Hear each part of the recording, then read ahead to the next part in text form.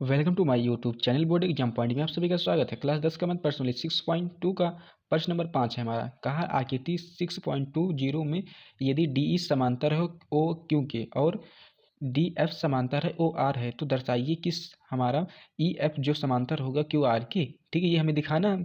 तो ये आकृति हम यहाँ पर बना लिए हैं 6.20 का, तो ये आकृति वही है। ठीक है, तो पहले हम यहाँ क्या करेंगे, थेल्स प्रमेय का प्रयोग करेंगे। तो थेल्स प्रमेय क्या होता है उसे हम बता देते हैं पहले। ठीक है, देखिए थेल्स प्रमेय में कहा यदि एक ही रेखा किसी त्रिभुज की दो भुजाओं को एक ही अनुपात में विभाजित करे तो वह तीसरी भुजा के समांतर होती है। ठीक है, यानी कि एक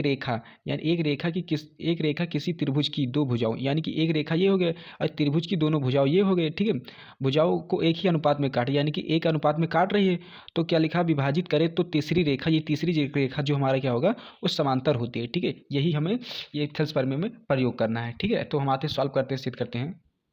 तो देखिए हमें जो सिद्ध करना पहले इसे हम लिख लेते हैं ई एफ समांतर क्यू आर को। तो यहाँ पर लिखेंगे कि सिद्ध करना है। ठीक है, क्या सिद्ध करना है, ई एफ समांतर क्यू आर को। ठीक है, क्यू आर को सिद्ध करना है।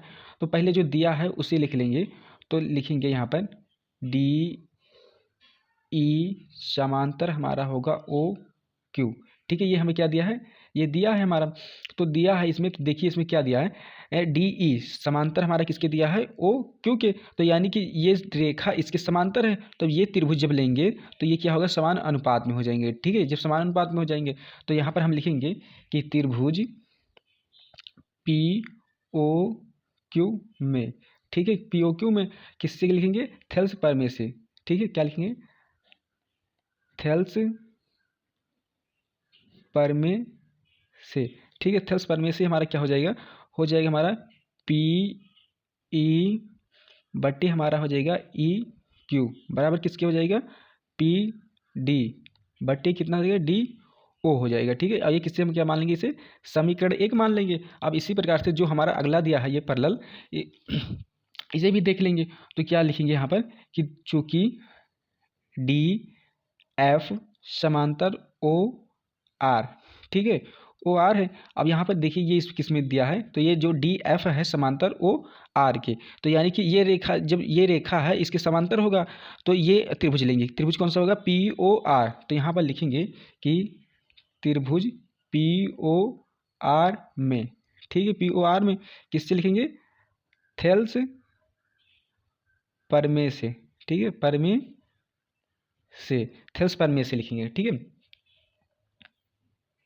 जब हम इसका अनुपात लेंगे तो हमारा क्या हो जाएगा अनुपात पी एफ बट्टी हमारा हो जाएगा एफ आर। ठीक है, बराबर किसके हो जाएगा, पी डी बट्टी हमारा हो जाएगा डी ओ हो जाएगा। ठीक है, इसे हम क्या मान लेते हैं, समीकरण 2 मान लेंगे। ठीक है, अब जब समीकरण 1 व 2 से लिखेंगे, समीकरण 1 व समीकरण 2 से, जब समीकरण 1 व 2 से करेंगे तो ये तो हमारा जो पी डी बटे डी ओ जो इस दोनों में है तो क्या हो जाएगा, कॉमन हो जाएगा, तो ये दोनों बराबर हो जाएंगे। तो यहाँ पर लिखेंगे पी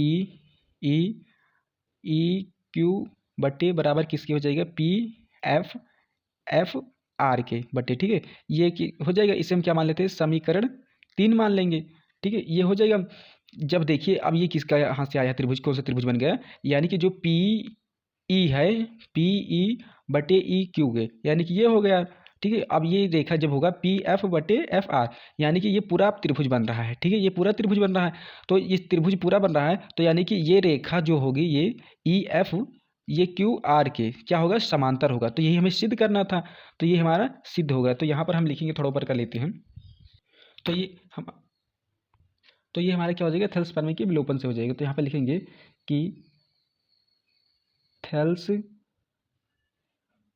प्रमेय के विलोपन से। ठीक है, विलोपन से हमारा क्या हो जाएगा, ई एफ समांतर हो जाएगा क्यू आर के। यही हमें सिद्ध करना था, यही हमारा प्रूफ होगा। वीडियो अच्छा लगे तो लाइक करें, नए हो तो चैनल को जरूर सब्सक्राइब करें। Thanks for watching this video.